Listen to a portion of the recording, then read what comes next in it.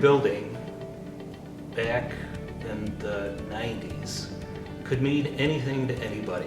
You could have one strategy, you could have one rapidly renewable material, or have recycled content in something, or have a solar panel in it and call it a grid. There were no standards. It was just what everybody wanted to define it.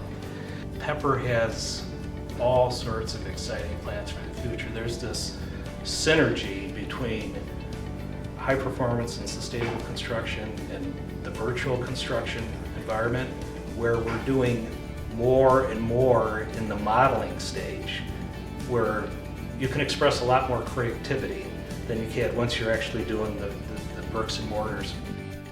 So you can really fine-tune what's going to work best for your building and make sure that the cost and the return on investment are appropriate for your project. So that's very exciting on the design side.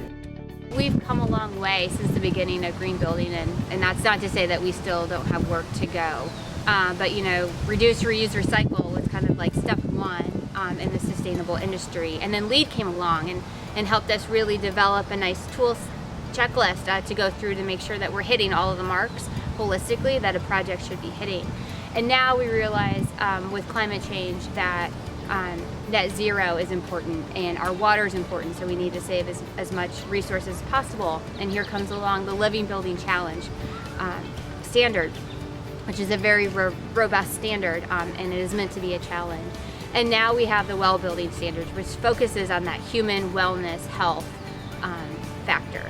So all of these things in conjunction with one another really balance each other out and support one another. So the green building industry is getting more robust, it's getting harder, but we need to kind of keep ourselves to the next level if we're really going to make a difference.